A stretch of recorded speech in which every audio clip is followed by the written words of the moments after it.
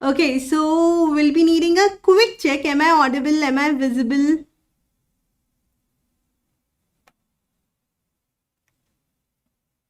Am I live, guys? Okay, just give me a quick audio video check.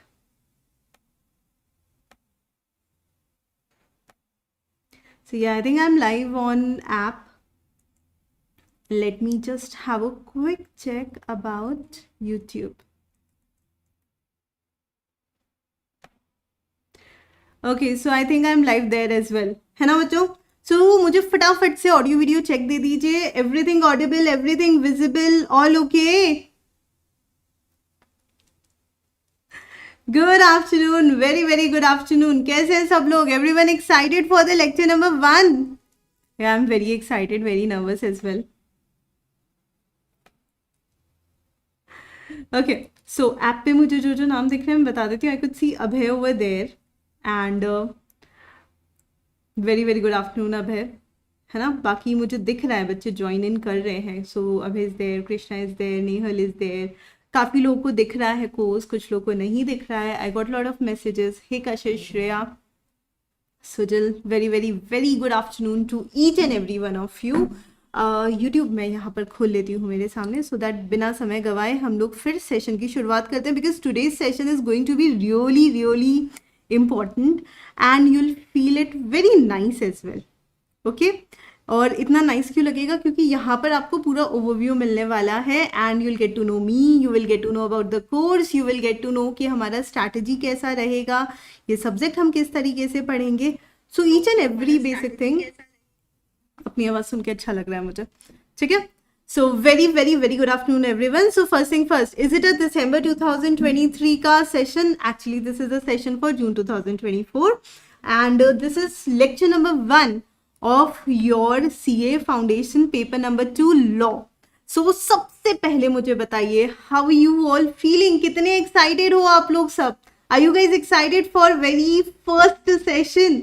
और I could see app पे तो बहुत excitement दिख रहा है ना? YouTube पर एनर्जी कहाँ पर है? एकदम ऐसे पारा यहाँ पर चढ़ना चाहिए.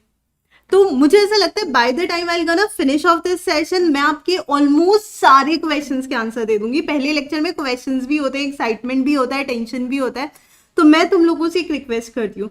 सो अभी 3:19 एक्चुअली 20 मिनट होने वाले हैं. मुझे आप 35 to 40 मिनट्स दे दीजिए और उसके बाद में भी अगर कुछ क्वेश्चन बच जाते हैं तो will see to the questions. Okay, but all I can assure you is question नहीं बचेंगे. ठीक है, करें start? Everyone ready? Okay, the first question. जिन सब बच्चों को भी ऐप में नहीं शो हो रहा है lecture, guys it is just a temporary glitch, वो बहुत जल्दी सॉल्व होने वाला है. 2 वीक.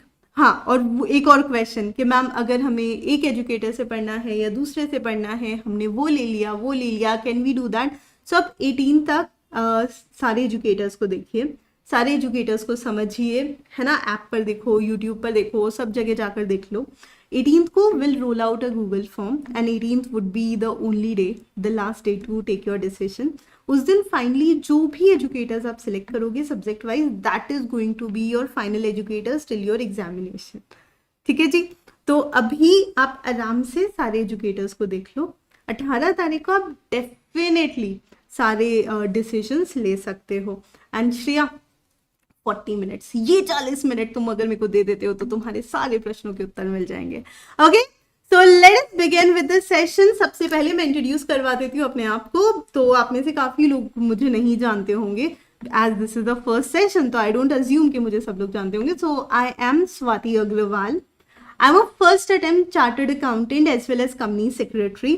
सीए क्या होता है इस सेशन में मैं आपको बहुत बताने वाली हूँ. सीएस इज अ कोर्स जहाँ पर हम कंप्लाइंसेस पे ज़्यादा काम करते हैं, लॉज पे ज़्यादा काम करते हैं. So that is why I always feel कि I am a right person to teach you a law, because कहीं ना कहीं लॉज मैं आपको सिखाऊंगी. सी और सी एस के अलावा मैंने बी कॉम ऑनर्स भी किया है, मैंने ओ लेवल भी किया है, like lot of diplomas I did along with C A, ऐसा नहीं अलग से कुछ किया. It's been 10+ years I have been teaching and as more and more you'll get to learn, उतना ज़्यादा आप लोग मुझे और अच्छे से सीखोगे. ठीक है, तो हम लोग पहचान जाएंगे एक दूसरे को। Now what is like the agenda of this particular session. तो सबसे पहले हमें इंट्रोड्यूस करना है खुद को सीए फाउंडेशन कोर्स से, क्योंकि हम सब नए हैं, राइट। तो हमें सबसे पहले तो ये समझना बहुत जरूरी है कि भैया फाउंडेशन क्या होता है, and we're gonna see what is going to be strategy. So before I proceed ahead, let me just give you a quick introduction to India's one of the most loved team, right? Your Bahubali team. Welcome to Ekagrita. Welcome to this wonderful batch. And welcome to my course. ठीक है? So a very very warm welcome from my side. अभी तुम लोग मेरे को पहचान गए? ठीक है, रोज ही मिलना है। Okay. Here comes the first thing first. वो सारे बच्चे जिन्होंने अभी सीए का जर्नी स्टार्ट किया है, सी हम सबका ड्रीम तो है यहाँ तक पहुंचना, करेक्ट। लेकिन ये जर्नी में कौन कौन से ऑब्स्टिकल्स आएंगे, कैसे हम लोग आगे बढ़ेंगे, उसको सबसे पहले अच्छे से समझते हैं। Will gonna give like 5-10 minutes over here, ताकि किसी को किसी भी तरीके का डाउट होगा तो वो यहीं पर सॉल्व हो जाएगा। तो अभी कुछ कुछ हमारी पोजीशन बिल्कुल इस बच्चे की तरह है, हैरान परेशान, जिसको बहुत ज्यादा कुछ पता नहीं है ना। मैं क्या करूंगा, मैं कैसे करूंगा, how will I proceed ahead in you know my journey, and किस तरीके से होगा। So guys, your first level exam जिसके लिए तुमने प्रिपरेशन स्टार्ट कर दी है, दिस इज सीए फाउंडेशन। ये जो फर्स्ट लेवल एग्जाम है, इसको हम एंट्री लेवल एग्जाम भी कह सकते हैं, या कह सकते हैं सक्सेस की पहुंच तक जाने के लिए पहला पड़ाव। सीए फाउंडेशन में आप लोगों से जो नॉलेज का एक्सपेक्टेशन होता है वो होता है बेसिक लेवल का, है ना। आप लोगों से बहुत बेसिक लेवल का नॉलेज एक्सपेक्ट करता है इंस्टीट्यूट भी, और इसका प्रिपरेशन आप लोग करते हैं 12th स्टैंडर्ड के साथ। यानी हम 12th कर रहे हैं, हम साथ साथ में पढ़ाई करेंगे, और पहला एग्जाम हम कब दे सकते हैं, जब हम 12th में अपेयर हो जाए। तो यानी वो सारे बच्चे जो अभी 12th में, आप कब एग्जाम दे पाओगे, आप जून 24 में एग्जाम दे पाओगे, and this is going to be the first attempt preparation for June 24। यानी कि अभी तक जो आप लोग लेक्चर्स देख रहे होंगे हमारे, चाहे यूट्यूब पर, चाहे अभी मैराथन चल रहे हैं, they are all for old syllabus, right. There are certain topics जो आपके सिलेबस में है, उन लोग के सिलेबस में नहीं है, right. And there are going to be certain topics जो उन लोगों के सिलेबस में है, आप लोगों के सिलेबस में नहीं है। लाइक पहले जो पेपर था, पेपर नंबर 2, उसमें 60 मार्क्स का लॉ था, 40 मार्क्स का बीसीआर था। अभी सिचुएशन हैव चेंज, पूरे 100 मार्क्स का लॉ है। ये है हमारा पहला पड़ाव।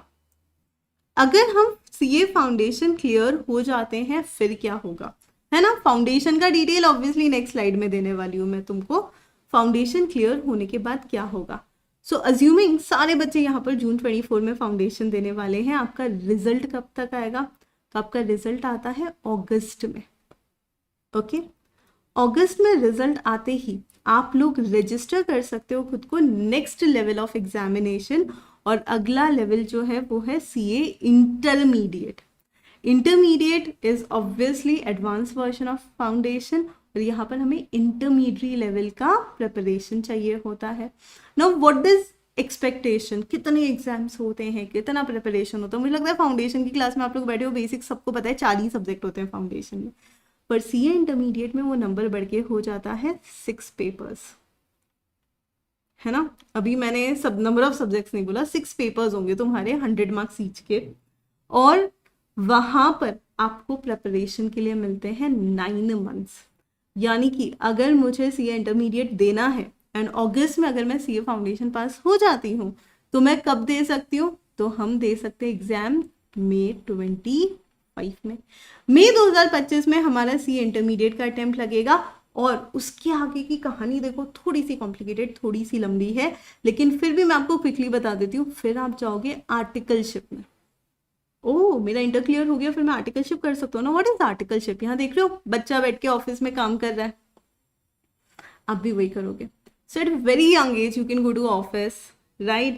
You'll get stipend, you'll get paid for your work. हाँ, it's not like कि बड़ी बड़ी सैलरी मिलेगी, पर एज ए स्टूडेंट आप अर्न करना चालू कर सकते हो। And the last step of your journey, जहाँ पर हालत कुछ ऐसी हो जाती है, दैट इज सीए फाइनल, और फिर बन गए हम सीए।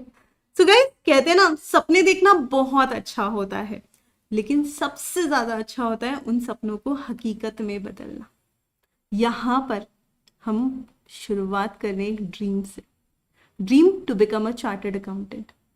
और इस पढ़ाव पर ये देख रहे हो ना, 4 स्टेप्स का पढ़ाव है, ये 4 सीढ़ियां पार करके हम हमारे उस ड्रीम को अचीव कर सकते हैं, जो शायद मैंने देखा था कुछ साल पहले और आप में से काफी लोग देख रहे हैं। ओके ओके, सबको समझ में आ रहा है ना, व्हाटएवर आई एम सेइंग, सब कुछ?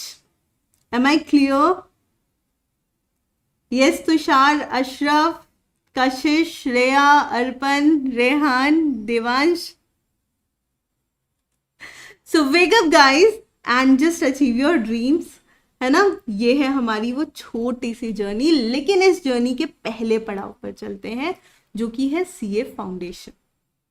ओके, सीए फाउंडेशन हमारे लिए इतना इंपॉर्टेंट क्यों हो जाता है?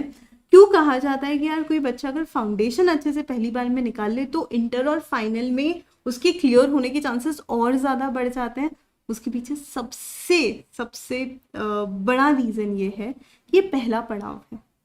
हमेशा इमोशनली हम किसी ना किसी ऐसी चीज से जुड़ ही जाते हैं भैया, जहाँ पे पहला स्टेप होता है। So like this is the first step. यहाँ डर भी ज्यादा लग रहा है, यहाँ एक्साइटमेंट भी ज्यादा हो रही है, यहाँ कहीं ना कहीं हम परेशान भी ज्यादा हो रहे हैं, और यहाँ कहीं ना कहीं ऐसे धक धक धक धक भी ज्यादा होगा, क्योंकि हमें काफी चीजें पहली बार एक्सपोज करनी है लाइफ में, राइट? तो ये जो पहला स्टेप है ना, ये पहला स्टेप हमें बहुत कहते हैं ना फूक फूक के तो रखना है, लेकिन सही डायरेक्शन में प्रिपरेशन जाना चाहिए। अभी से अगर हम लोग एग्जाम के लिए अगर हम काउंट करते हैं, so right now we are in October, अक्टूबर के बचे हुए दिन नवंबर, दिसंबर, जनवरी, फरवरी, मार्च, अप्रैल, मई, जून में तो एग्जाम ही है। रफली वी हैव 8 मंथ्स, 8 पूरे महीने, क्योंकि 1 जून से ऑब्वियसली एग्जाम नहीं होगी और अक्टूबर के कुछ दिन निकल चुके हैं। तो ये जो 8 महीने हैं, अगर हम लोग ठीक डायरेक्शन में जाते हैं, सही डायरेक्शन में जाते हैं, तो डेफिनेटली ये एग्जाम ऐसे क्लियर हो सकती है। अब काफी लोग बहुत परेशान होते हैं, बहुत बच्चे बहुत परेशान होते हैं, हम कैसे प्रिपेयर करेंगे मैम, प्रोफेशनल एग्जाम है, बहुत डिफिकल्ट होता है। तो उसका सीधा जवाब, अभी तक जब आप स्कूल में थे तो आप बहुत सारे सब्जेक्ट्स पढ़ रहे थे, अब आपको 4 ही सब्जेक्ट्स पढ़ने हैं। It is ease. उसमें से भी जो बच्चे कॉमर्स से हैं उन्होंने अकाउंट्स और इकोनॉमिक्स तो डेफिनेटली पढ़ा होगा, जो कॉमर्स विद मैथ्स वाले हैं उन्होंने तो मैथ्स भी पढ़ा होगा। अच्छा, अगर आप साइंस वाले हो तो मोस्ट प्रोबेबली तुमने मैथ्स तो पढ़ा ही होगा, अकाउंट्स और इको सीख जाओगे। एक ही सब्जेक्ट है जो हम सबके लिए थोड़ा सा ज्यादा नया है, वो है ये क्या हो गया मैम, ये कैसा साइन है? मैं हमेशा एक चीज कहती हूँ, लॉ लॉ नहीं है, लॉ इज लव। ओके, तो अगर हम इस सब्जेक्ट से प्यार करेंगे ना, तो ये सब्जेक्ट डेफिनेटली आपको अपना दीवाना बना देगा। And let me tell you, just like accounts, law एक और ऐसा सब्जेक्ट है जो सीए फाउंडेशन में है, इंटर में है, फाइनल में है। यानी अकाउंट्स जिस तरह से 100 मार्क्स का फाउंडेशन में है, 100 मार्क्स का इंटरमीडिएट में है, 100 मार्क्स का सीए फाइनल में है, वैसे ही लॉ भी तीनों लेवल पर आपके साथ रहने वाला है। तो ये सब्जेक्ट्स को, ये वाले सब्जेक्ट को हल्के में लेना। वैसे तो चारों को भी हल्के में नहीं ले सकते, क्योंकि आईसीआई का एक रूल है, अगर आपको कोई भी पेपर लाइक फाउंडेशन क्लियर करना है तो उसमें डेफिनेटली आपको एग्रीगेट तो 50% चाहिए ही। तो 400 में से 200 तो हमें चाहिए ही, लेकिन इंडिविजुअली भी हर सब्जेक्ट में हमें 40% चाहिए। तो यानी हल्का तो हम किसी को भी नहीं ले सकते। अगर मुझे फाउंडेशन से इंटर में जाना है तो मुझे चारों सब्जेक्ट को समझना पड़ेगा, लेकिन accounts, law as it is इसी नाम के साथ आपको इंटर में भी मिलते हैं, आपको फाइनल में भी मिलते हैं। मैथमेटिक्स का रूप बदल जाता है, कैलकुलेशंस तो रहती ही है। इकोनॉमिक्स का ज्ञान डेफिनेटली आपको आगे तक काम में आता है। सो मेक श्योर यहाँ पर हमें सारे सब्जेक्ट्स बहुत अलग अप्रोच से, बहुत तरीके से पढ़ना है। अच्छा, सीए फाउंडेशन की एक और चीज बता देती हूँ। माना 100 मार्क्स का अकाउंट्स और लॉ है, और 100 मार्क्स के ही मैथ्स और इकोनॉमिक्स भी है, लेकिन एक डिफरेंस है। क्या? ये दोनों पेपर जो है ये है सब्जेक्टिव पेपर, और ये जो दोनों पेपर हैं ये है हमारे objective paper. Now what do we mean by subjective and objective? 11th में 12th में जो आप एग्जाम देते थे ना, लिख लिख कर चीजें सॉल्व करना, स्टेप वाइज मार्किंग मिलना, उसको हम कहते हैं सब्जेक्टिव पेपर। लेकिन एमसीक्यू बेस्ड जो क्वेश्चन होते हैं, जो हमारे ओलंपियाड्स वगैरह में आते थे, जहां पर हम सर्कल कर देते थे, सही देंगे तो प्लस मार्क्स, गलत देंगे तो माइनस में मार्क्स, -0.25 ही होता है, सही करोगे तो +1 मिलेगा, उसको हम कहते हैं ऑब्जेक्टिव या एमसीक्यू बेस्ड पेपर। ओके, सो अकाउंट्स और law is like 100% subjective paper. However maths और इकोनॉमिक्स जो है वो आपके 100% ऑब्जेक्टिव पेपर है। नहीं नहीं श्रेया, बिल्कुल, law is always love, it is not at all fear. अब ये सोचो ना, आपने गलत भी आंसर लिखा तो माइनस मार्किंग नहीं होगी, फायदा। उसके अलावा जितना सही लिखा उसके भी मार्क्स मिलेंगे, फिर पास होना कौन सी डिफिकल्ट बात है। ओके, ये तो हमने डिस्कस किया अबाउट बेसिक सीए फाउंडेशन। भाई मुझे ऐसा लगता है 15-17 मिनट मैंने बेसिक कोर्स के बारे में बता दिया, इतना बहुत है। अब हम आते हैं to the point discussion, subject के डिस्कशन के बारे में, लॉ के डिस्कशन के बारे में। ओके, आप सबने ये वाली इमेज तो डेफिनेटली अपनी लाइफ में कभी ना कभी देखी होगी, देखा है ना, तराजू, ये lady. Can you all tell me, आंखों पे पट्टी क्यों बंधी हुई है और हाथ में तराजू क्यों है, और स्वॉर्ड भी क्यों है? एक हाथ में स्वॉर्ड, एक हाथ में तराजू, आंखों पर पट्टी क्यों? यार लॉ पढ़ने जा रहे हैं, बेसिक क्वेश्चन है, बताओ।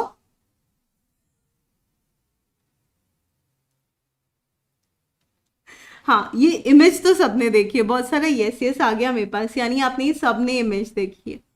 एनी आइडिया क्यों पट्टी है, क्यों स्वॉर्ड है, क्यों तराजू है? ओके, एक आंसर मिला मैम, क्योंकि लॉ इंडिफरेंट है। ओके मैम, कानून अंधा होता है, ये तो मूवीज में सुना है तुम लोगों ने। Equality, okay. यार मुझे बॉलीवुड मूवी वाले डायलॉग नहीं चाहिए यहाँ पे, एकदम ऐसे लॉजिकल वाले डायलॉग्स चाहिए, है ना।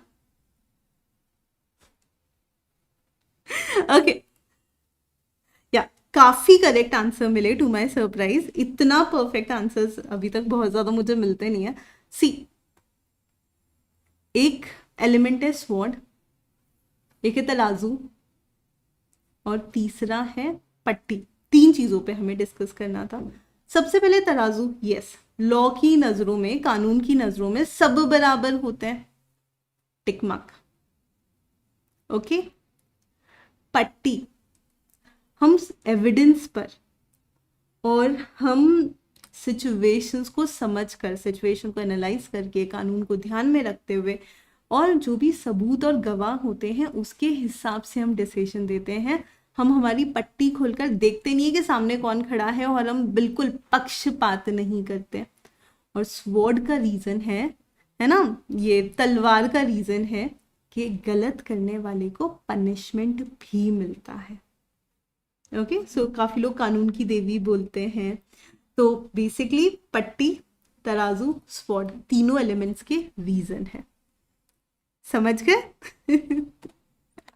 ओके, अब मैम लॉ तो हमारे लिए नया सब्जेक्ट है ना मैम, अभी हमें बहुत डर लग रहा है। अभी श्रेया ने भी बोला मेरे को, ma'am law is not love, law is fear, so we are so scared about law. Ma'am अभी कैसे करेंगे, मुझे लग नहीं रहा, बहुत इजी है।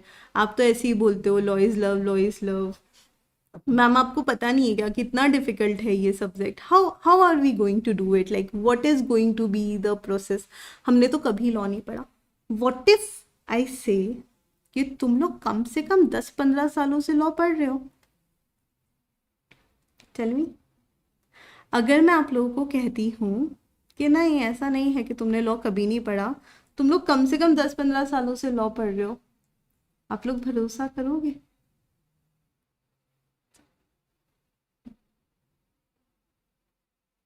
अरे जेन्यूनली पढ़ रहे हो, सच्ची में?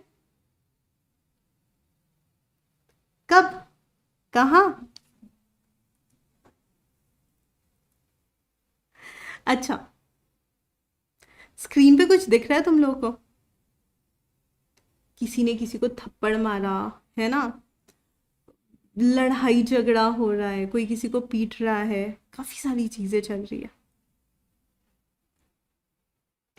सो डू यू थिंक जो भी चल रहा है यहाँ पर स्क्रीन पर ये सब कुछ ठीक चल रहा है? व्हाट से आप लोग के हिसाब से ये जो कुछ भी हो रहा है सही हो रहा है? हाँ या नहीं?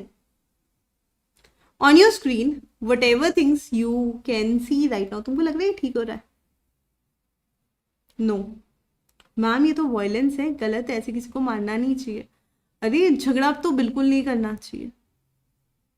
Correct, whatever you said is truly correct, ये सब नहीं करना चाहिए। अब बिग नो, ऐसे किसी को मारना गलत है ना? ये जानवर का शिकार करने आया था, खुद ही शिकार हो गया, वो भी गलत है। चलो ये तो दिख रहा है जो भी कर रहा है गलत ही कर रहा है, और ये दोनों तो पता नहीं क्यों ही लड़ रहे हैं। पर ये जो गलत है ये हमने किससे सीखा? बचपन में मम्मी पापा ने सिखाया था। जब पहली बार हम हमारे फ्रेंड के साथ झगड़ रहे थे, या छोटे भाई बहन या बड़े भाई बहन के साथ, तब 2 थप्पड़ पड़ी थी, या जोर से डांट पड़ी थी, या सिर्फ मम्मी ने आंख दिखा दी, हम तो उसी से डर गए और हमें समझ में आ गया था कि ये नहीं करना है। दैट वॉज आपका लाइफ का पहला लेसन ऑफ लॉ। एक शॉप पर गए, वहां हमारी फेवरेट चॉकलेट, फेवरेट जेली सब पड़ा हुआ था, और हमने उठा लिया और फटाफट खा लिया और किसी को नहीं बताया।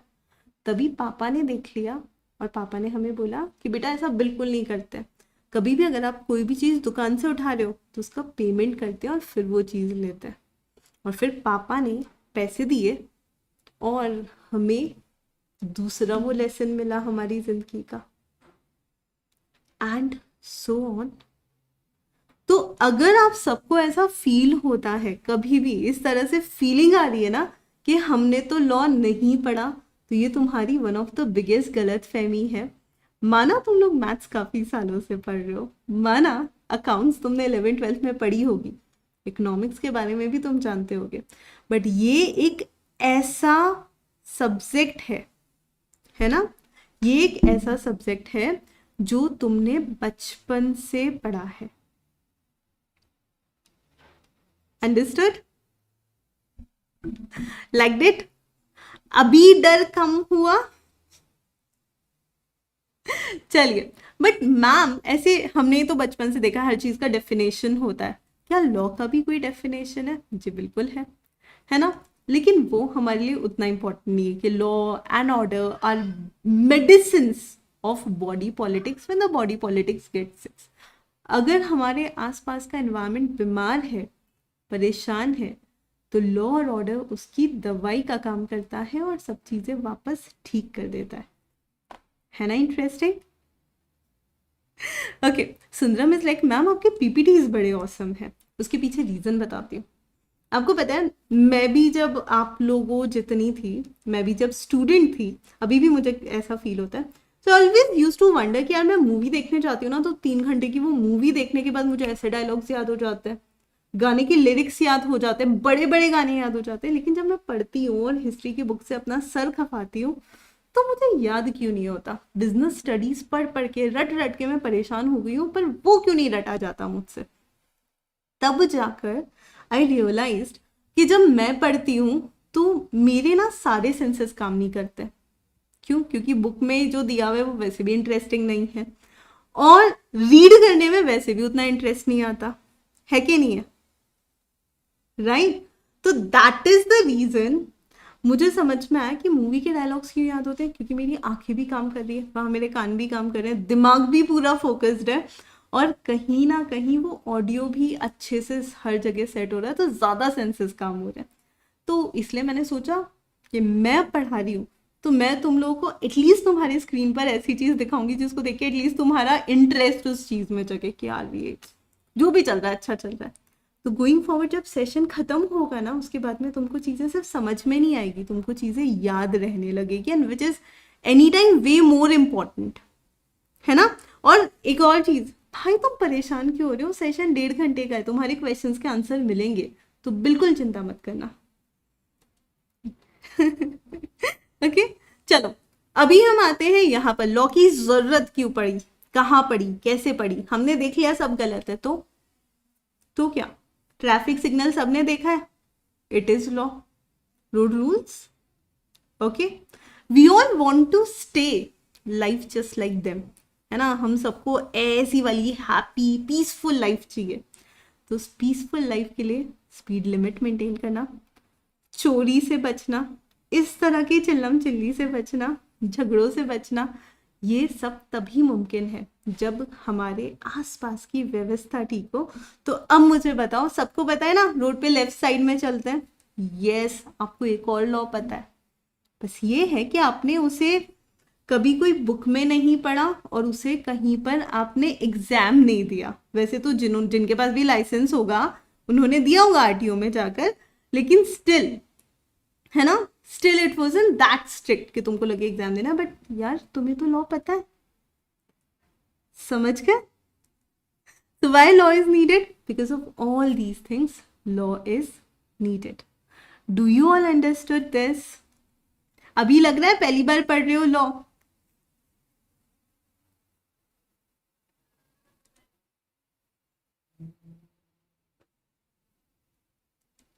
Good.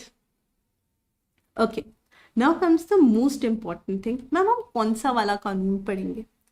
क्या हम ऐसे क्रिमिनल लॉस पढ़ेंगे कि किसी ने किसी का खून कर दिया और दफा 302 के तहत सजाए मौत दी जाती है? एक्चुअली नहीं। फिर मैम हम पक्का स्टॉक मार्केट से रिलेटेड लॉस पढ़ेंगे। मुझे बहुत इंटरेस्ट आता है मैम, पैसा कैसे बनता है कैसे नहीं बनता है, एक्चुअली फाउंडेशन में नहीं। फिर हम कौन से वाले लॉ पढ़ेंगे? आइए सबसे पहले हम लोग क्विकली सिलेबस का थोड़ा सा ओवरव्यू ले लेते हैं ताकि तुम लोगों को थोड़ा सा आइडिया आ जाए। अच्छा, फियर रिमूव्ड, अरे वाह श्रेया, दिल खुश कर दिया आपने। चलिए, तो अभी और खुश हो जाओगे आप। हमेशा ना पुराना जो सिलेबस था उसके अंदर ये पहला वाला टॉपिक था ही नहीं, but you know out of interest और आउट ऑफ एवरीथिंग मुझे जेन्यूनली ऐसा लगता था कि यार अगर तुम लोग लॉ पढ़ रहे हो, कोई सा भी लॉ पढ़ रहे हो, तो तुमको ये तो पता होना चाहिए कि लॉ बनता कैसे है ना, लॉ गवर्न कौन करता है। अभी जैसे ना, चलो एक कॉमन क्वेश्चन तुम सबसे पूछती हूँ, व्हाट डू यू थिंक, कानून कौन बनाता है? क्या लगता है तुम लोगों को, who makes law? Police, court, what do you think, law कौन बनाता है? कोई भी कानून कौन बनाता है? Is it police, is it court, is it someone else, America? अच्छा, Tushar is like ma'am government, fine, okay, government, parliament, government. YouTube वालों जवाब दो। आई थिंक मैं चैट नहीं पढ़ पा रही हूँ यूट्यूब की। Let me just check again. हाँ, government, parliament, constitution, wow, constitution, society, government. मेरे घर में तो मेरे मम्मी पापा, मतलब ऑब्वियसली मुझसे कोई पूछता तो मैं तो हमेशा ही जवाब मम्मी पापा। मुझे घर से कब निकलना है और कब घुसना है वो तक मम्मी पापा बताते हैं। Society, government sign by president, अरे वाह, too much knowledge. Okay, so yes, to some extent it is correct, government. तो मुझे फिर बताओ यार, एक और डाउट है अब मेरे को, फिर कोर्ट क्या करता है? हमने पढ़ा है कोर्ट के बाहर सत्यमेव जयते, जज भी होते हैं, तो कोर्ट क्या करता है? By public, 3 organs of government, oh my god, too much knowledge। Bill pass होता है सुप्रीम कोर्ट में, okay, here's the catch, implementation, okay. मुझे लगता था पुलिस वाले एडमिनिस्ट्रेशन और इम्प्लीमेंटेशन करते हैं, कोर्ट थोड़ी कोई इम्प्लीमेंटेशन करता है, तो पुलिस क्या करेगी? कंफ्यूज्ड। ओके, चलो देखो, तुम लोगों ने जितना बता दिया ना उतना भी बहुत ज्यादा है। वेरी हैप्पी कि इतना जनरल नॉलेज है तुम लोग को, very very good. However exact knowledge की अभी भी कमी है, काफी कुछ पता है तुम लोग को, वेरी नाइस, बट एक वो होता है ना प्रॉपर स्ट्रक्चर। यार हम सीए स्टूडेंट्स है, खुद मोदी जी ने हमें बोला है कि हमारा जो सिग्नेचर है वो उनके सिग्नेचर से भी ज्यादा वैल्यू रखता है when it comes to finance, है ना। अगर ऑडिट रिपोर्ट में एक चार्टर्ड अकाउंटेंट का सिग्नेचर ना हो तो वो ऑथेंटिकेटेड ही नहीं है। तो हमारे जब सिग्नेचर की इतनी वैल्यू है उस वैल्यू को क्रिएट हम कब कर पाएंगे? जब हमें कानून पता हो, हमें कंप्लाइंसेस पता हो, और वो कानून बनता कैसे है वो भी तो पता होना चाहिए। उसको रेगुलेट कौन करता है?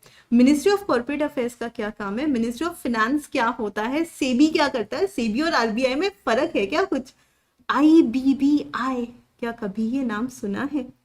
Ministry of law and justice, फिर कोर्ट का क्या रोल? तो ये सारी चीजें पहले पिछले अटेम्प्ट तक I used to just teach on my own कि यार ये पता होना चाहिए पर ब्रीफ में। और बच्चों को हमेशा यही फीलिंग आती थी, मैम क्यों पढ़ा रहे हो, मैम मत पढ़ाओ ना, ये तो हमारे सिलेबस में भी नहीं है।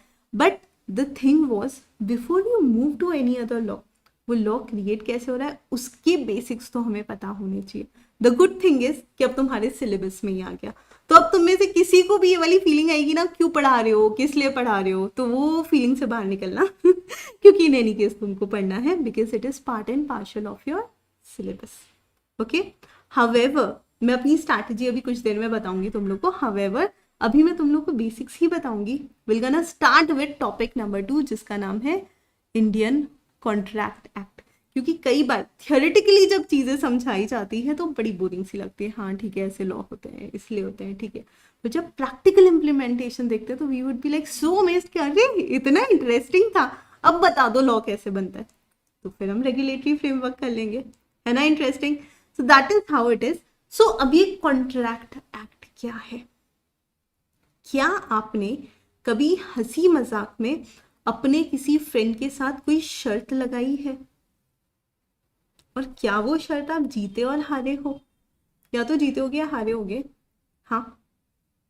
और जो भी पनिशमेंट था वो एडहेर किया, आपको पता भी नहीं चला आप एक कॉन्ट्रैक्ट में एंटर हो गए। जो लोग भी मेरे को ऐप में देख रहे हैं, आपको पता है आपके और एकाग्रता के बीच में भी एक कॉन्ट्रैक्ट है जिसमें आप लोग एंटर्ड हो। क्या बात कर रहे हो? अरे आप जब स्कूल में थे या स्कूल में अगर हो तो स्कूल के साथ, बोर्ड के साथ भी आप एक कॉन्ट्रैक्ट में एंटर्ड हो। चलो ये तो मैंने बहुत बड़ी बड़ी बातें कर ली। अरे आप दुकान से जाकर एक चॉकलेट खरीद कर लेकर आते हो ना, वहां भी आप एक कॉन्ट्रैक्ट करके आ जाते हो। सोचो जब आप इतने कॉन्ट्रैक्ट्स कर रहे हो तो ये तो पता होना चाहिए ना ये कॉन्ट्रैक्ट होता कैसे है, किसके साथ होता है, क्या इम्पैक्ट है, किस तरीके से होता है, और हमारी जिंदगी में इसका रोल क्या है। ओके, इंटरेस्टिंग चीज बताती हूँ। मैं इस पर्टिकुलर लॉ को कहती हूँ वन ऑफ द मोस्ट प्राचीन लॉ, क्योंकि जब आप साथ में रखा हुआ साल देखोगे तो इंडियन कॉन्ट्रैक्ट एक्ट का ईयर है 1872। इंडिपेंडेंस कब मिला था हमें, कोई बता सकता है? Can anyone tell me year of independence? 1947, correct Tushar. 1947 में हमें मिला इंडिपेंडेंस, लेकिन यहां पर आप देखो 1 2 3 4 हमारे 4 कानून यहां पर ऐसे हैं जो 1947 के पहले से हैं। यानी जब ब्रिटिशर्स हमें रूल कर रहे थे उस समय के ये कानून है। इंटरेस्टिंग ना, तब से अभी तक हमें लॉ बदलने नहीं पड़े, इवन दो हमारे गवर्निंग अथॉरिटीज चेंज हो गए। हम कहते हैं कि कानून बनाती है गवर्नमेंट, लेकिन गवर्नमेंट ही बदल गई, कॉन्स्टिट्यूशन ही बदल गया। अरे कंट्री को रूल करने का तरीका बदल गया, लेकिन ये लॉस को बदलना नहीं पड़ा। क्यों? क्योंकि कॉन्ट्रैक्ट करने के तरीके नहीं बदलते, है ना। 11th में 12th में थोड़ा सा ज्यादा पढ़ा होगा या पढ़ रहे होगे, या 11th में थोड़ा बहुत पढ़ा होगा bill of exchange, promissory note, और नहीं तो मम्मी पापा के मुंह से चेक का नाम तो सुना होगा कि बैंक में चेक जमा करा के आते हैं, मैंने उसके नाम पर चेक फाड़ दिया, तुम एक काम करो चेक लेकर चले जाओ और बैंक से पैसे विड्रॉ करके आओ। कभी उसका लीगल इम्प्लीकेशन देखा है? अकाउंट है मिस्टर ए के नाम से, उसने चेक दिया बी को, बी जाकर तीसरी पार्टी यानी बैंक के पास जा रहा है, और बैंक ए के अकाउंट में से पैसे निकाल कर बी को दे दिए। आपको नहीं लगता कितना बड़ा राउंड है ये? आज 100 रुपए कहीं पर गिर जाते हैं तो हम लिटरली एक बार परेशान हो जाते हैं, यार ऐसे कैसे, मैं खर्चा कितना भी कर दूं पर मेरे पैसे ऐसे गिर जाएंगे तो मुझे बड़ा बुरा लगेगा, and then I actually try and find out कि कहाँ गया पैसा। ओके, तो अगर किसी के पैसे कहीं चले गए तो सोचो कितनी बड़ी चीज है। तो ए ने भरोसे पर पैसे दिए बैंक को, और बैंक ने उसके पैसे किसी तीसरे बंदे को दे दिए just by looking at a piece of paper, right, and it's a big thing. और इसी तरह से सिर्फ चेक नहीं, चेक तो बहुत बेसिक एग्जाम्पल है, bill of exchange, promissory note, हो सकता है आप लोगों ने नाम सुना हो सकता है नहीं भी सुना हो, जब मैं ये पढ़ाऊंगी तब सुनोगे तुम। 1881 से अभी तक वो लॉस इंटैक्ट है, वेरी इंटरेस्टिंग है ना। पार्टनरशिप की अकाउंटिंग आप डेफिनेटली 12th में देख रहे होगे, और जिन्होंने नहीं देखी आप सीए फाउंडेशन में तो देखोगे ही।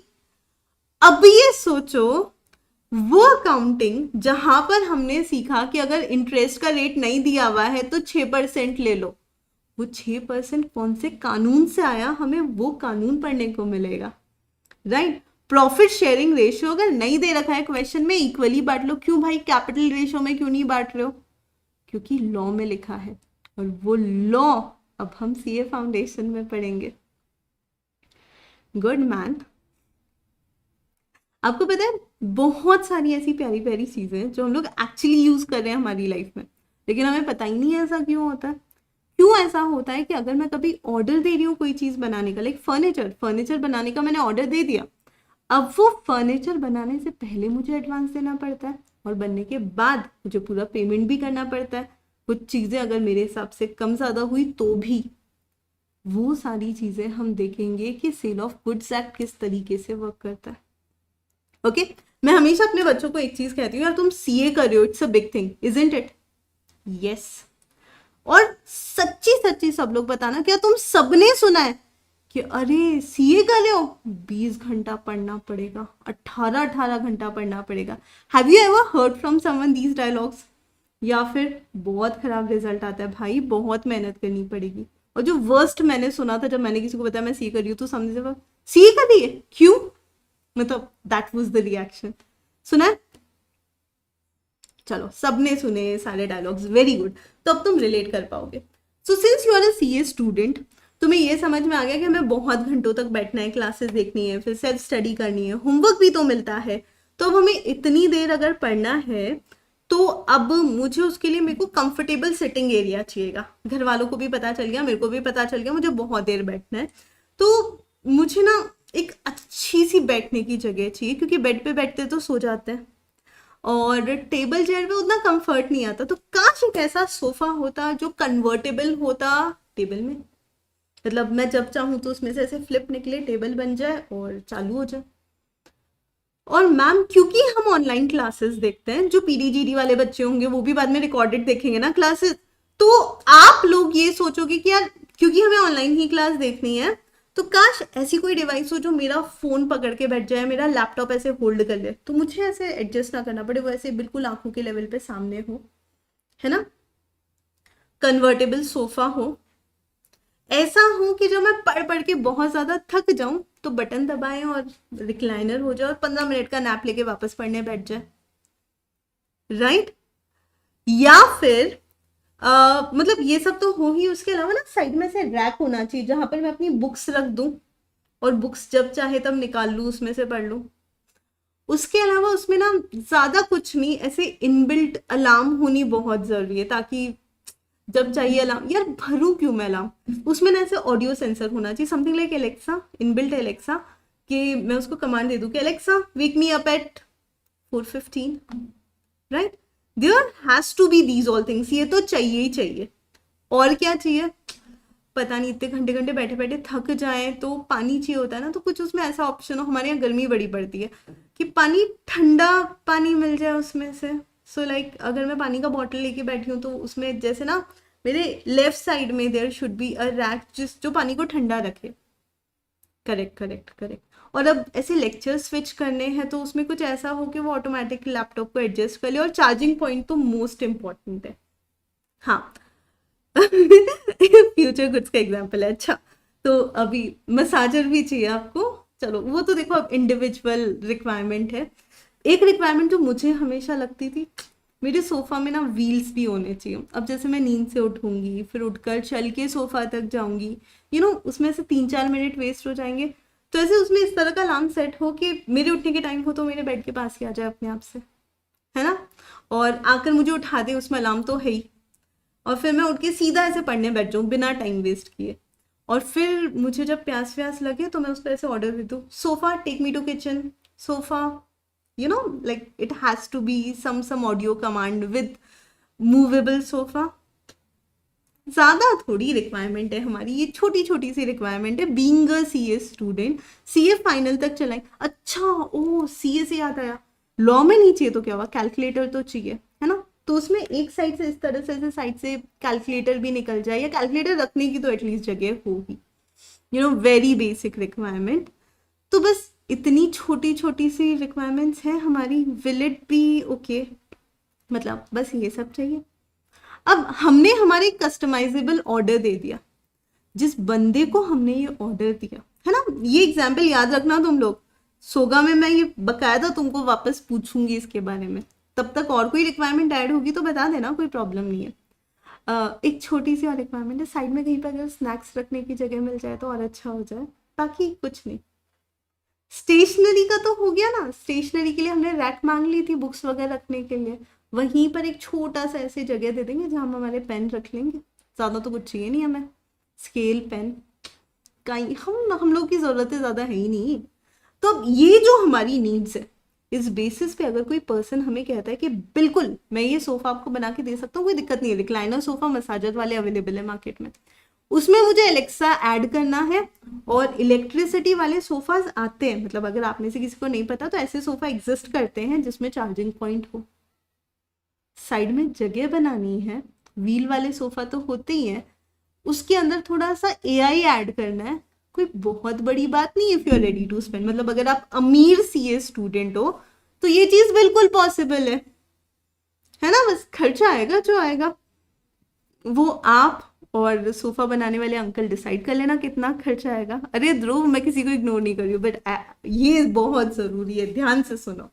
तो अब उसके अंदर क्या इंटीग्रिटीज आएगी, जो अमाउंट आप लोग डिसाइड करोगे उसका पेमेंट किस तरीके से होगा, और कितने टाइम में वो सोफा आपको डिलीवर होगा, ये सब आपको डिसाइड करना है, कॉन्ट्रैक्ट में एंटर करना है, और वो कॉन्ट्रैक्ट कौन से एक्ट के अंडर आएगा। सो कॉन्ट्रैक्ट के बेसिक रूल कॉन्ट्रैक्ट एक्ट के अंदर है, लेकिन यहाँ पे गुड्स खरीदी और बेची जा रही है तो सेल ऑफ गुड्स एक्ट यहाँ पर इन्वॉल्व होगा, समझ गए।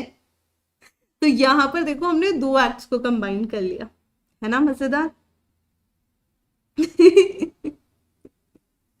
तो देखो अभी हमें हमेशा बताया गया था जब हम साइंस पढ़ते थे, necessity is the mother of invention, law में भी वही चीज एप्लीकेबल है, necessity is the mother of all the laws. हमें जहां लगा के झगड़ा हो सकता है वहां पर एक कानून आ गया, एग्जैक्टली exactly। उसके अलावा मैं आपको एक और चीज बताती हूँ, चलो थोड़ा सा भी आगे बढ़ जाते हैं, है ना, यहां तक तो देखो हमने देख लिया, लेकिन अब मैं आती हूँ थोड़ा सा जम करके कंपनीज एक्ट पे। आपको पता है कंपनीज एक्ट 2013 में 440 प्लस सेक्शन है। क्या हो गया सेक्शन, मतलब ये समझ लो एक एक टॉपिक, है ना, one section is one topic, जिसके सब टॉपिक्स हो सकते हैं। तो कंपनीज एक्ट के अंदर टोटल 440 सेक्शंस है। क्या हो गया, डर गए? नहीं, मतलब फाउंडेशन में नहीं है, foundation plus inter plus final सब मिलाकर, ओके। हाँ, मुझे ऐसा लग रहा था सब एकदम शांत हो गए, तो भाई इतनी टेंशन मत लो। पर इतने सारे सेक्शंस क्यों हैं कंपनीज एक्ट में, इतनी क्या चीजें समझा रहे हैं यार, है ना, फाउंडेशन में तो कुछ भी नहीं है, टेंशन ना लो। Now coming back to this, इतने सारे प्रोविजंस हैं, पर ये क्यों है आपको पता है? It is a very nice saying and it is a true saying कि अगर कोई इंडियन चार्टर्ड अकाउंटेंट है तो वो दुनिया का कोई भी कंट्री का आराम से सीए से रिलेटेड काम कर सकता है। अगर किसी पर्सन को इंडियन लॉ समझ में आता है, लाइक इंडिया का कंपनीज एक्ट और इंडिया का टैक्सेशन, इनकम टैक्स, ये दो चीजें समझ में आ गई तो वो दुनिया के कोई भी देश का टैक्स स्ट्रक्चर समझ सकता है। वाई?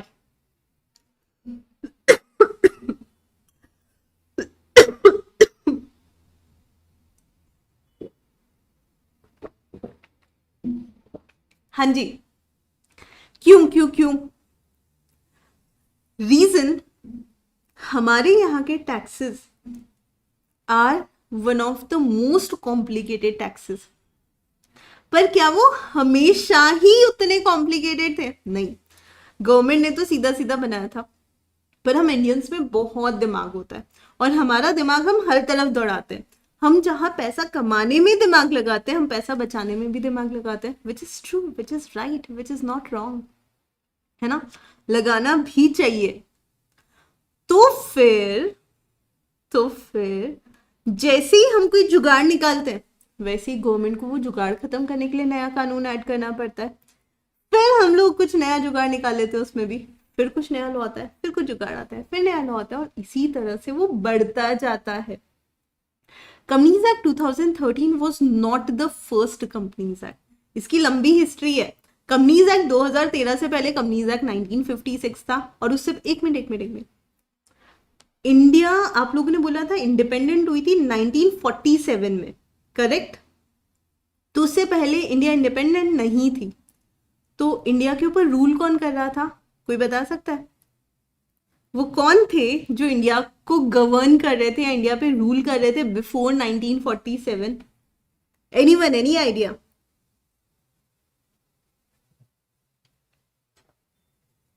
जी ध्रुव? ब्रिटिशर्स, अंग्रेज? गलत जवाब।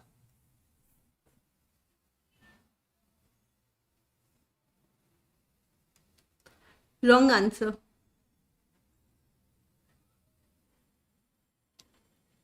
सो इंडिया को रूल ब्रिटिशर्स कर रहे थे, अगर आप लोगों को ऐसा लगता है तो it is not exact answer. Exactly, now I got the answer.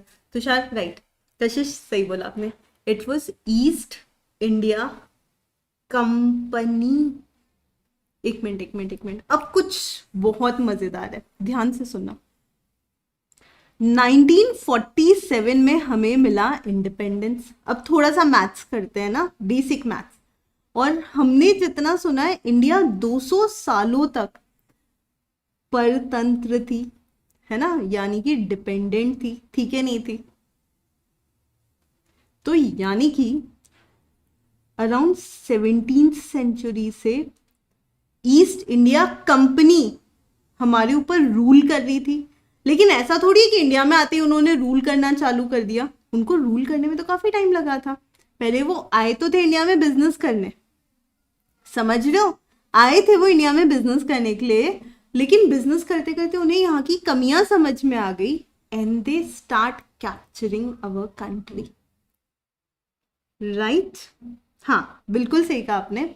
East India company, जिसने इतने सालों तक हमें अपना गुलाम बना के रखा, अब ईस्ट इंडिया कंपनी के मेजॉरिटी होल्डर इंडियन ही है। Okay, so now coming back to this, यानी कि 17th सेंचुरी से पहले भी क्या कंपनी होती थी? That was the important question. अगर ईस्ट इंडिया कंपनी से हमें 1947 के बाद इंडिपेंडेंस मिला, 200 साल के रूल के बाद, यानी 17th सेंचुरी से पहले भी क्या कंपनीज होती थी? सो कंपनीज एक्ट 2013, 1956, ये दो बहुत ज्यादा सुनते हैं हम लोग, लेकिन कंपनीज उससे पहले भी थी, उससे पुराने भी लॉस थे। ठीक है, उतनी हिस्ट्री में हम जाते नहीं, क्योंकि हमें थोड़ी हिस्ट्री पढ़नी है, हमें तो करंट कानून से मतलब है। लेकिन आप ये देखो कितना एंशियंट है हमारे लॉज, राइट? और वो लॉज अभी तक हम लोग अलग अलग फॉर्म में यूज कर रहे हैं। अरे पुराने राजा महाराजा के टाइम पे भी तो कानून होते थे, करेक्ट? अगर किसी ने जोधा अकबर देखी होगी तो मुझे बताओ, जोधा अकबर में नहीं होता था कि अकबर बीच में बैठे हैं और उसके कोर्ट में बहुत सारे लोग बैठे हैं, and they used to discuss on the matters like तीर्थ यात्रा महसूद, वो टैक्स लेना चाहिए नहीं लेना चाहिए, and that is how law used to change, right?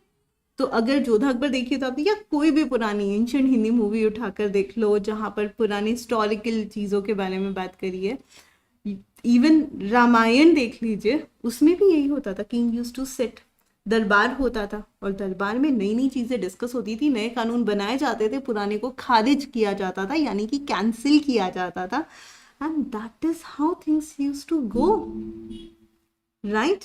हम जब हिस्ट्री पढ़ते हैं तो हमने बहुत सारी ऐसी चीजों के बारे में पढ़ा है जो किसी जमाने में हुआ करती थी, gradually it got changed. Exactly कशिश, 1600 में ईस्ट इंडिया कंपनी इंडिया में आई थी। कंपनी तो उससे भी पुरानी थी। सोचो कंपनीज एक्ट कितना पुराना होगा, तो कानून कितने सालों से चले आ रहे हैं, राइट? तो that is kind of a history. So companies act की भी जब हम लोग बात करते हैं तो हम लोग सीए फाउंडेशन लेवल पर बहुत बेसिक कंपनीज एक्ट सीखते हैं। सो बेसिकली हम लोग लॉ तो शुरू ही करेंगे इंटर में, कंपनीज लॉ, लेकिन फाउंडेशन लेवल पे हम ये समझते हैं कंपनी क्या होती है, कंपनीज कैसे बनती है ना? What are the very basic things like how we can differentiate Anil Ambani, Mukesh Ambani from Reliance. क्या रिलायंस और अंबानी एक है? नहीं नहीं नहीं, बट रिलेटेड है, हाँ। और क्या ऐसी चीज है जो इन दोनों को अलग करती है?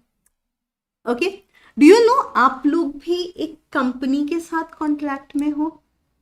एकाग्रता, राइट? और एकाग्रता के फाउंडर्स की अगर हम बात करते हैं तो क्या एकाग्रता अलग है और उसके फाउंडर्स अलग है? Answer is yes. पर कंपनी कोई दिखती थोड़ी है, कोई इंसान थोड़ी है, फिर भी वो अलग है, राइट? सो कंपनीज को समझना अपने आप में बहुत ही इंटरेस्टिंग चीज होगी, and from there will pick up companies act. Okay, that basic. 2008 में एक बहुत बड़ा रेवोल्यूशन आया इंडिया में। क्यों? क्योंकि अगर किसी को भी उससे पहले बिजनेस करना होता था ना, तो या तो कर लो सोल प्रोप्राइटरशिप में बिजनेस, यानी कि अकेले अपना धंधा खोल के बैठ जाओ, गली के बाहर की टपरी वाले अंकल, पड़ोस वाली किराने की दुकान, सोल प्रोप्राइटरशिप, जहां पे एक अकेला बंदा अपना बिजनेस कर रहा है। लेकिन जब एक सिंगल पर्सन कोई बिजनेस करता है तो उसके आते हैं कुछ लिमिटेशंस। क्या लिमिटेशंस आते हैं? उसमें लिमिटेशन आते हैं कि आप एक पॉइंट के बाद एक्सपांड नहीं कर पाओगे, एक पॉइंट के बाद कैपिटल नहीं लगा पाओगे, आपके आइडियाज एक पॉइंट के आगे नहीं बढ़ पाएंगे और वहां पर आप रुक जाओगे, ठीक है? और अगर किसी को बिजनेस करना होता था तो पार्टनरशिप फर्म के अंदर पार्टनरशिप बिजनेस ओपन कर लो। Now what is partnership? दो या दो से ज्यादा लोग मिलते थे, कोई बिजनेस में घुस जाते थे और वो साथ में मिलके बिजनेस करते थे। प्रॉब्लम, अगर धंधे में लॉस हुआ, बिजनेस में लॉस हुआ, सब फंसेंगे, और अगर बिजनेस में प्रॉफिट हुआ, सब में बटेगा। तो उसमें ना कोई ऐसा ऑर्गेनाइज सिस्टम नहीं था, सोल प्रोप्राइटरशिप की तरह ही था, और वहां पर ऐसे क्लियर कट कुछ लॉस नहीं लगाए जा सकते थे, और हर एक बंदा इम्पैक्टफुल होता था, इफेक्ट आता था उस पर, नेगेटिव या पॉजिटिव, अगर बिजनेस में कुछ भी अच्छा या बुरा होगा तो। बहुत टेंशन है रे, मतलब सोचो, ये सोच सोच के इंसान को नींद ना आए कि बिजनेस के चक्कर में मेरा घर कभी भी बिक सकता है। ओके, प्रॉब्लमैटिक था। या फिर तुम खोल लो कंपनी, ठीक है, कंपनी ओपन कर सकते हो। कंपनी को ओपन करना इज ओके, आप एक सेपरेट लीगल एंटिटी ओपन कर रहे हो, बड़े लेवल पे काम कर रहे हो, लेकिन जहां बड़ा लेवल है वहां बड़े खर्चे भी तो हैं। एक कंपनी को फॉर्म करके उसको बंद करना, मतलब when I was a student, और तब तक ऐसा था एकदम इनिशियली, है ना, इंटरमीडिएट की बात है, फाइनल तक तो काफी सुधर गया था हमारा मिनिस्ट्री ऑफ कॉर्पोरेट अफेयर्स और सब इलेक्ट्रॉनिक हो गया, लेकिन उस समय बोला जाता था जब मैनुअल चीजें थी कि कंपनी को बनाकर बंद करना, है ना, एक कंपनी को स्टार्ट करके बंद करने में जितना समय लगता है, कभी कभी इंसान की लाइफ भी उतनी नहीं होती है। प्लस उसके एनुअल कंप्लाइंसेस, आपको ऑडिट कराना पड़ेगा, आपको कंप्लाइंसेस का ध्यान रखना पड़ेगा, आपको रिटर्न्स भरने पड़ेंगे, बहुत कॉस्टली अफेयर है। और अगर आप नॉट फॉर प्रॉफिट बिजनेस बनाना चाहते हो तो आप कोऑपरेटिव सोसाइटी बना सकते हो, जहां पर आप प्रॉफिट नहीं अर्न करोगे। तो कुल इस तरह के 3-4 फॉर्म ऑफ ऑर्गेनाइजेशंस ही बनते थे। 2008 में एक नया फॉर्म आया जिसका नाम था LLP। इसमें क्या था? इसके अंदर कंपनी के भी बेनिफिट्स उठा लिए और पार्टनरशिप फर्म के भी बेनिफिट्स उठा लिए, और इन दोनों को मिलाकर एक नए टाइप का एंटिटी बना दिया जो क्या करता है, जो पार्टनरशिप फर्म में कहता है जैसे पार्टनर बिजनेस मैनेज करेंगे ना, वैसे LLP में भी पार्टनर्स बिजनेस मैनेज करेंगे, लेकिन कंपनी की तरह लाइबिलिटी लिमिटेड होगी। मुझे अगर बिजनेस में 10 लाख रुपए डालने तो मैं 10 लाख ही डालूं, उससे ज्यादा जो मेरे पर्सनल एसेट है उसकी तरफ कोई गंदी नजर नहीं डालेगा, समझ रहे हो। अगर लॉस हुआ तो कोई जरूरत नहीं मेरे पास आने का, जो मैंने कैपिटल दिया है उसमें से ले लो, उससे ज्यादा लॉस है मैं लाइबल नहीं हूं। That is where a revolution came. Okay, 2008 में एक नए टाइप का बिजनेस आया और आप लोगों के सिलेबस में भी जब पिछली बार सिलेबस चेंज हुआ था तो ये टॉपिक ऐड हुआ जिसका नाम था LLP एक्ट। पुराने सिलेबस में LLP जितना यहां दे रखा है उससे ज्यादा था, लेकिन कुल ही मिलाकर था 5 मार्क्स का। और ये जो 5 मार्क्स का एक्ट था इसके अंदर प्रॉब्लम पता है क्या थी, सबको लगता था ये हम ऑप्शन में छोड़ देते हैं और इसलिए बहुत ज्यादा लोग करते ही नहीं थे। अब क्या चेंज हुआ, अब ये चेंज हुआ कि इसका एक तो स्कोप थोड़ा सा कम कर दिया, जितने टॉपिक पहले थे उससे कंपैरेटिवली थोड़े कम है अभी, है ना, थोड़ी क्या काफी कम है अभी। लेकिन जो टॉपिक यहाँ से हटाए वो ऐसा नहीं है हट ही गए हैं, अब वो चले गए हैं इंटरमीडिएट में।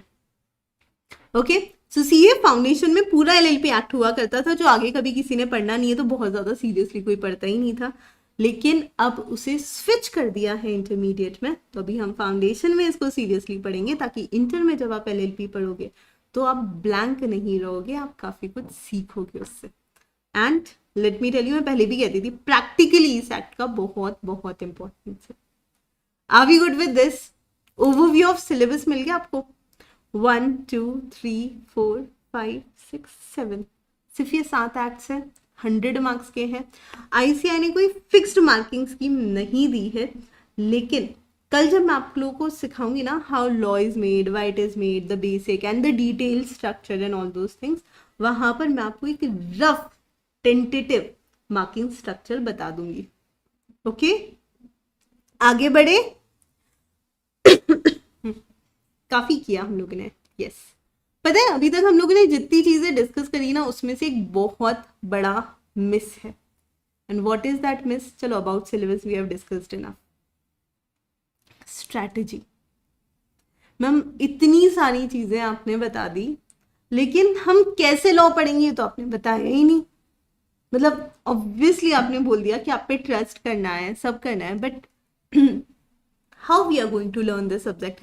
It is a theory subject. हमने तो सीए लिया ही इसलिए था ताकि हमें बहुत ज्यादा थ्योरी नहीं पढ़ना पड़े। मतलब मुझे नहीं पता तुम में से कितने लोग हो, मैं तो इसी मेंटेलिटी के साथ सीए में आई थी, यार बहुत ज्यादा थ्योरी नहीं पढ़ पाऊंगी, है ना। तो सीए में तो सब प्रैक्टिकल होता है, तो let me go with the practical flow, मजा आ जाएगा।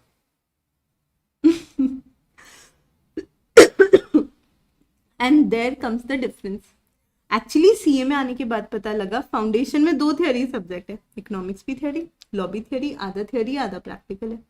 जब मैं इंटर में गई तो मुझे पता चला ये जो 50-50% का रेशियो है ये एक्चुअली 60-40 ही है ना, 50-50 भी नहीं है, थ्योरी थोड़ा सा ज्यादा ही है प्रैक्टिकल से। और फाइनल में भी मेरा सेम ऑब्जर्वेशन है, अरे अकाउंट्स में अकाउंटिंग स्टैंडर्ड के नाम पे थ्योरी तो पढ़ाते हैं, है ना, प्रैक्टिकल एप्लीकेशन बताते हैं हमें, लेकिन थ्योरी होता है। ऑडिट और लॉ तो थ्योरी ही है ना। बट टैक्स जो मैंने सोचा था वहां तो सिर्फ कैलकुलेशन होगी, बाद में पता चला इनकम टैक्स एक्ट, अरे वो भी तो लॉ है, GST एक्ट वो भी तो लॉ है। यानी ये लॉ और थ्योरी हमारा पीछा छोड़ने नहीं वाली है। फिर कैसे पढ़ें इसे? Is there any way, is there any tips, is there any process जिससे हम ये कंप्लीट कर सकते हैं? Answer is yes. कैसे? आ जाओ बताती हूँ तुम लोग को। एक इफेक्ट होता है जिसको एक ना मेथड होता है जिसको हम कहते हैं हैमरिंग मेथड। अब ये हैमरिंग मेथड क्या होता है, चलो याद दिलाती हूँ। क्या अगर मैं तुम लोगों को बोलूं कि यार ABCD भूल जाओ, is it easy to forget ABCD या 1 2 3 4 till 10? या प्लीज 1 2 3 4 भूल जाओ, ABCD भूल जाओ, कैन वी डू दैट? मुझे कोई कहे मैं चाहकर भी नहीं भूल सकती, अच्छा अपना नाम भूल जाओ, भूल सकते हो? नहीं पॉसिबल है ना। ये सारी चीजें बचपन से ऐसे ठोक ठोक के हमारे दिमाग में घुसाई हुई है कि हम नहीं भूल सकते। अच्छा वो ठोकाई कैसे? देखो अगर मैं कोई सेंटेंस पढ़ती हूँ तो वो रिलेटेड वर्ड्स का होता है, तो चीजों को रिलेट करके याद करना इजी होता है। है ना, तुम मुझसे बच नहीं सकते। अब ये जो सेंटेंस है ना, इसको हम एक्चुअली रिलेट कर सकते हैं और याद कर सकते हैं। सीए करना कोई बच्चों का खेल नहीं है, यहाँ तो इमोशंस भी है, ये याद कर सकते हैं। लेकिन ए के बाद बी आएगा, बी के बाद सी आएगा, फिर डी आएगा, फिर ई आएगा, यहाँ तो कोई सीक्वेंस नहीं है, कोई इमोशन नहीं है, कोई रिलेशन नहीं है, फिर भी वो अनरिलेटेड 26 वर्ड्स, 26 लेटर्स हमने एक सीक्वेंस में याद कर लिया। क्या है रे बाबा, 1 2 3 4, क्या रिलेशन है इनका आपस में, पर वो बकायदा हमें उसी उसमें याद है। गलती से भी अगर कोई हमारे सामने इस तरह से लिख दे तो हम इजीली कह देंगे देखो ये आगे पीछे लिखा हुआ है ना, and will find out immediately गड़बड़ है। तो ये चीज कैसे पॉसिबल हुई, याद करना। बचपन में जब हम स्कूल जाते थे तो टीचर हमें स्कूल में ABCDEFGH सिखाती थी, कभी कभी तो गाने में भी सिखा देती थी, ABCDEFGHI, है ना। ये, और जब वहां से छूटकर हम घर पहुंचते थे, मम्मी पापा को भी अलग ही क्रेज था, बेटा ABCD बोल के सिखाओ, देख बेटा नानी का फोन आया, फटाफट ABCD बोलकर बता। और नानी भी वहां से इतनी एक्साइटेड होके बोल रही है, हम भी बोल रहे हैं ऐसे जोश जोश में जैसे पता नहीं क्या ही कर लिया है हमने, और वहां से ऐसे क्लैप्स आ रहे हैं, और कभी कभी तो गिफ्ट भी मिल जाता था, सही बोल देते थे तो। इन सब चीजों से बचे, और घर में अगर कोई गेस्ट आ गया फिर हमें खड़ा कर दिया जाता था, चलो चलो बेटा ABCD बोल के बताओ, और फिर हम चालू हो जाते थे ABCD, एंड हम रियलाइज नहीं करते थे कि हम एक दिन में कितनी बार वो चीज रिपीट कर रहे हैं, एंड कितनी कितनी बार हमने ओवरऑल वो चीजें रिपीट कर ली। एंड डू यू नो उससे क्या हुआ, उससे वो चीज इतनी सटीक तरीके से दिमाग में बैठ गई कि उतनी कम एज में भी हमने याद कर लिया, और अभी तक हम उसको भूल नहीं सकते।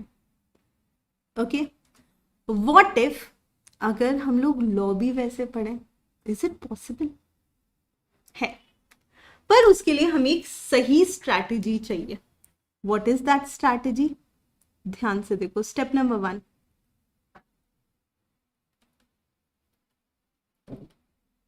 अगर कोई मुझे नहीं बताता ये ए है, कोई मुझे नहीं बताता कि ये बी है, ये सी है, ए को ऐसे भी लिखा जा सकता है ना, ए को ऐसे भी लिख सकते हैं और ए को ऐसे भी, तो मुझे पता ही नहीं चलता। यानी मुझे सबसे पहले समझाया गया, तब जाके मुझे बात समझ में आई। लॉ में भी जो पहली चीज हमें चाहिएगी वो चाहिएगी understanding. I can not tell you all कि भाई तुम बुक पढ़ लो और फिर ना तुम क्लास में आओ, no. The first step going to be कि तुम क्लास में आओगे और मैं तुम्हें समझाऊंगी, तब जाकर हमें लॉ समझ में आएगा। यार कानून कहता है ये ऐसे ऐसे होना चाहिए, क्यों, क्या इम्प्लीकेशन है, is there any example to it. अगर मैंने किसी को कोई चीज इस तरह से सामने रख दी है, इज इट एन ऑफर, या ऑफर के लिए मुझे क्लियर कट उसे बार बार बोलना पड़ेगा कि देख तुझे चाहिए, देख तुझे चाहिए क्या, ये वो ये वो ये वो, और वो ऑफर एक्सपायर क्यों होगा। यानी वो सारी चीजें सबसे पहले हमें समझना जरूरी है। चलो समझ तो लिया, what is going to be the next strategy, है ना।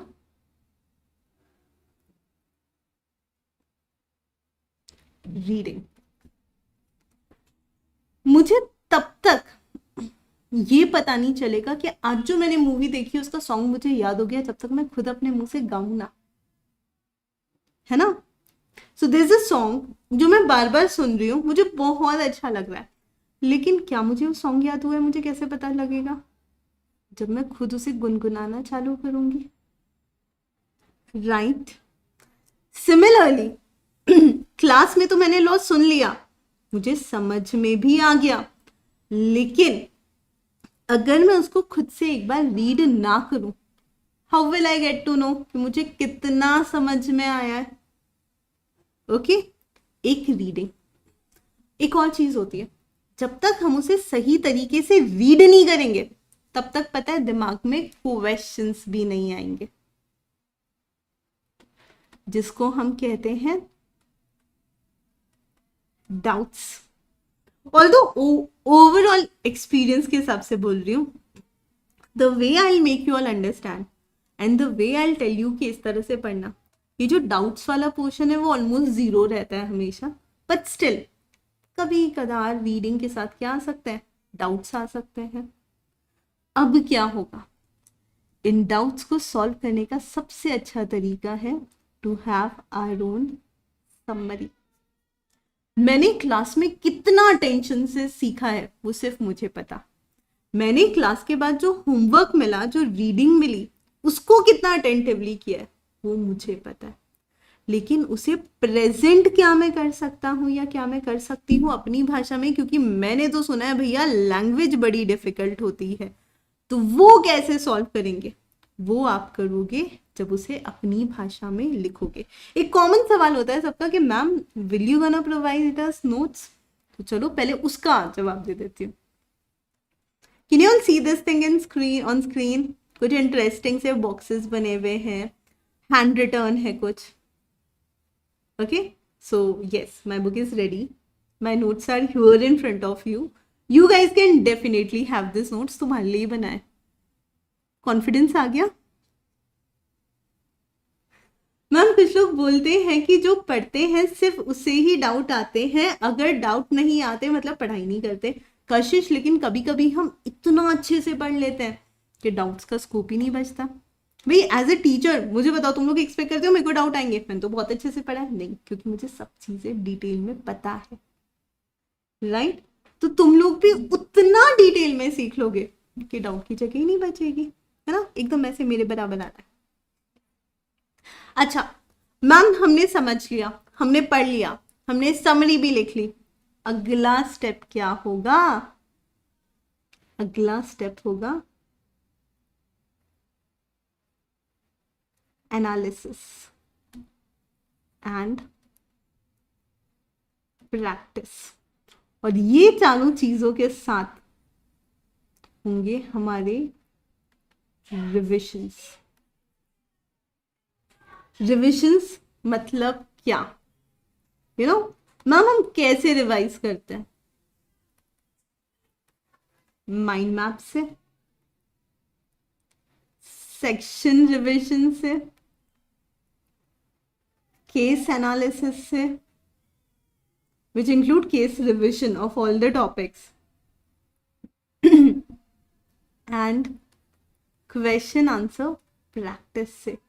Does it means कि मैम आप हमें क्वेश्चन आंसर्स लिख पाओगे? जी हाँ, आंसर्स मैं लिखवाऊंगी आपको। And last but not the least, marathon से। So when I say analysis and practice, बेटा एनालिसिस का मतलब ही तो होता है test.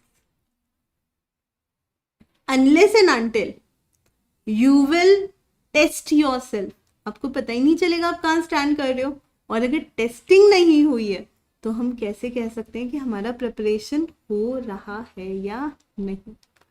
So the first step, the very basic step, हमें टॉपिक समझना है। टॉपिक समझने के बाद खुद से रीड करना है, ताकि हम बाद में उसकी समरी लिख सकें, उसकी डाउट सॉल्विंग कर सकें, and then question answer practice कर सके। लेकिन वो टॉपिक हमारे दिमाग में स्टोर रहे, उसके लिए मुझे हथौड़े मारने पड़ेंगे, हैमरिंग इफेक्ट, यू नो। तो उसके लिए मुझे तुम्हें देना होगा माइंड मैप्स, उसके लिए मुझे देना होगा तुम्हें सेक्शन बेस्ड रिविजन, ताकि क्लास में ही सारे सेक्शंस याद हो जाए। उसके लिए मुझे तुम लोगों को सिखाना होगा केस एनालिसिस एंड रिविजन, यानी हर एक टॉपिक कि मैं तुम लोगों को केसेस लिखवाऊंगी, है ना, केसेस का पूरा समरी दूंगी। ये कंपनीज एक्ट में टोटली 15 केसेस है, 15 केसेस किससे रेलेवेंट है, क्या है उसके आगे, उसका summary. And last but not the least, question answer practice and marathons. Okay okay, step number 3 वापस बताऊं तुमको। देखो, जो भी टॉपिक हमने क्लास में सीखा और जब उसको रीड किया, उसके बाद में हमें ये समझ में आ जाता है कि मॉड्यूल का लैंग्वेज इज लिटिल डिफिकल्ट, है ना, और इंस्टीट्यूट के आंसर शीट में हम लोग मॉड्यूल वाला लैंग्वेज तो नहीं लिख सकते, तो हमें क्या चाहिए होंगे, हमारे अपने नोट्स चाहिए होंगे जो थोड़ी सी इजी लैंग्वेज में हो, थोड़े समराइज्ड हो, बाद में रिवाइज करने के काम आ सके, उनको हम कहते हैं समरी नोट्स।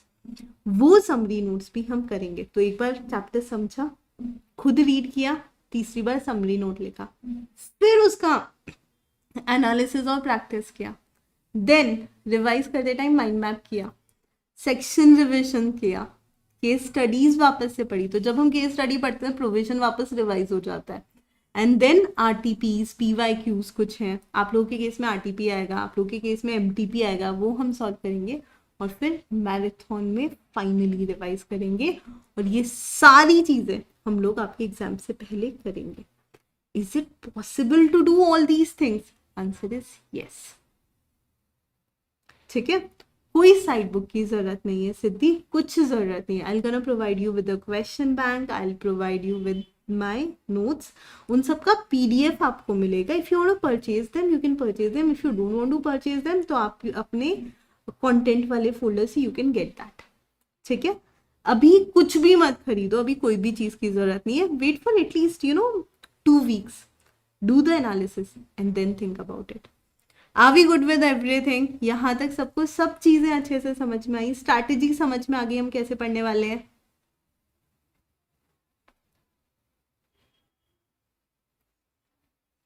ओके तुषार, ये मेरी बुक है स्नीक पीक ऑफ नोट्स।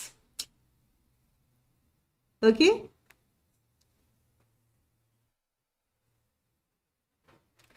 अभी मेरे को ये बताओ, अब कोई सवाल है?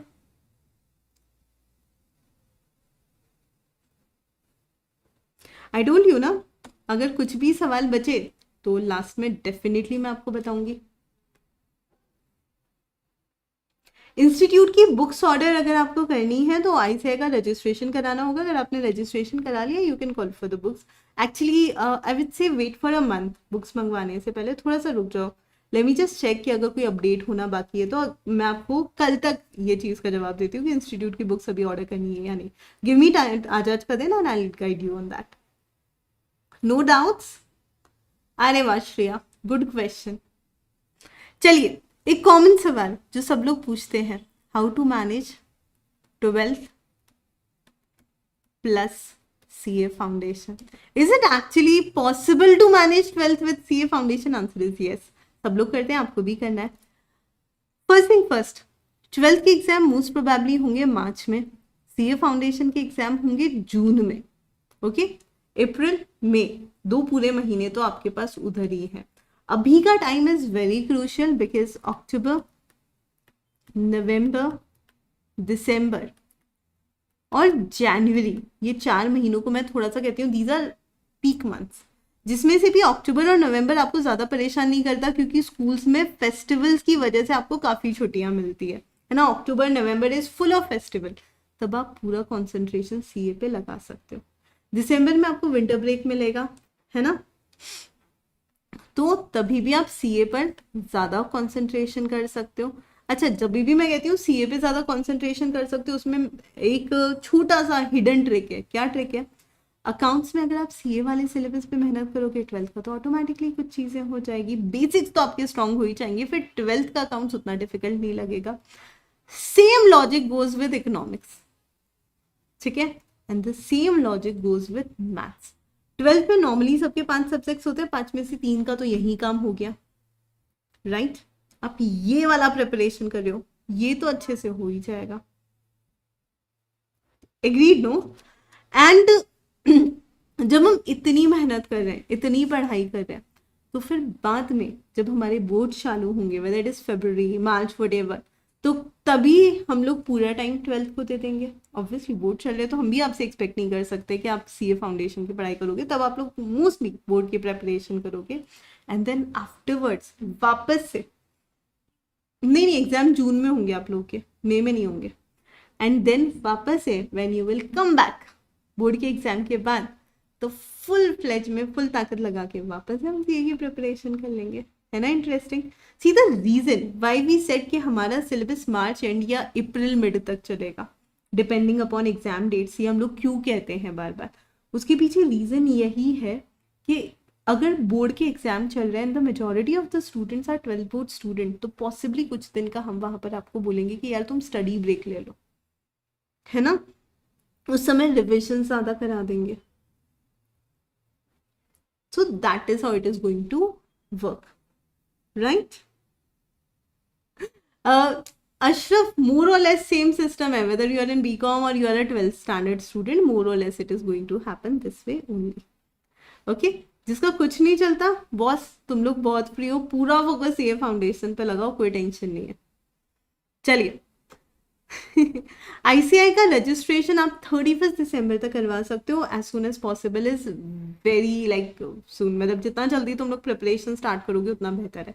So institute of chartered accountants of India में आप आज भी रजिस्टर कर सकते हो. 31 December is going to be the last date for that. तो जितना जल्दी करो उतना बेहतर है. Don't wait for the last day. Okay okay. एक क्वेश्चन जो शायद किसी ने नहीं पूछा, मैं ही बता देती हूँ. मैम, हमने सुना है कि इंस्टीट्यूट का रिजल्ट तो 1% आता है, तो फिर सब कहते हैं सीए में तो 1% बच्चे पास होते हैं. मैम, हम पास हो पाएंगे क्या? Is it going to be very very difficult? तो मैं आपको एक सिंपल सी चीज़ बता देती हूँ. On an average CA foundation का रिजल्ट 25% to 30% आ रहा है. 1% तो नहीं आ रहा है फाउंडेशन का रिजल्ट, है ना. कल मैं आपको बताऊंगी ये 1% लोग कहाँ से लाते हैं, लेकिन आइडियल सिनेरियो में अभी आ रहा है. कभी कभी 30 भी क्रॉस कर जाता है, तो उस डर से बाहर निकलो, ऐसा कुछ नहीं है. Okay. Apart from that, law को लेकर भी आप में से काफी लोग काफी डरे हुए होंगे. आज के सेशन के बाद काफी डर खत्म हुआ होगा. Still people will come and you know make you all fall for the fear. एक ही चीज बोलूंगी, when I was student I was very weak in theory. उसके पीछे रीजन था, I was a very slow learner. मैं जब भी कोई चीज़ पढ़ती थी, समझती थी, मुझे जितना समय लगता था मैं देखती थी लोगों को मुझसे काफ़ी कम टाइम लग रहा है. तो it use to take me quite a lot of time to you know understand things and remember things. However, ये जो डर था उससे ओवरकम करने के कुछ तरीके हैं जो मैंने सीखे, और उसका इम्पैक्ट ये आया कि सीए इंटरमीडिएट में जब मैंने लॉ का पेपर दिया था, है ना, तो जब मैंने सी इंटरमीडिएट का लॉ का पेपर दिया था, आई वाज सो स्कैर्ड. भैया, मैं सब में पास हो सकती हूँ, अकाउंट्स तो अपनी जान है, कॉस्टिंग तो मैं कर ही लूंगी, टैक्स तो बहुत अच्छे से आता है, प्रैक्टिकल भी तो है उसमें. सो that is how the things were. But law was the most scared subject.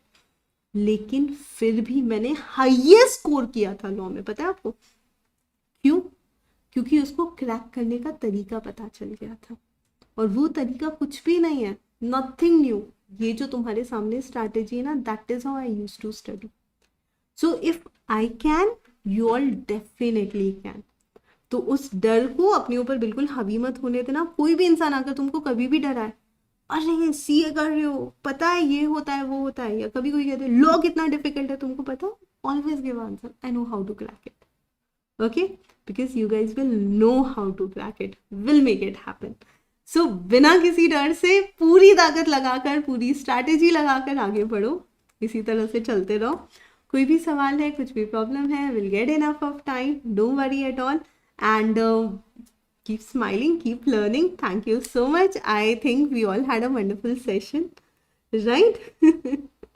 कोई अलग से कुछ स्टेशनरी की जरूरत नहीं, कुछ भी नहीं. All I want you to have a notebook and a pen.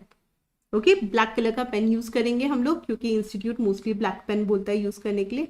एक नोटबुक एटलीस्ट 200-250 पेजेस की, बाद में एक्स्ट्रा लगेगी एक और, तब मैं आपको और बता दूंगी. फिलहाल एक नोटबुक 200-250 पेजेस की with a nice thick paper, ऐसा ना हो जो पीछे छपे, और एक ब्लैक कलर का pen. That is the only stationery need from my side, and that's it. अगले सेशन में मिलते हैं आपकी स्टेशनरी के साथ, ठीक है? वैसे कल के सेशन में जरूरत नहीं है स्टेशनरी की. डे आफ्टर टुमारो शायद थोड़ी जरूरत पड़ जाए, पर कल तो बिल्कुल जरूरत नहीं है. Okay, hope you all enjoyed the session. Thank you so much. Take care guys. Bye bye.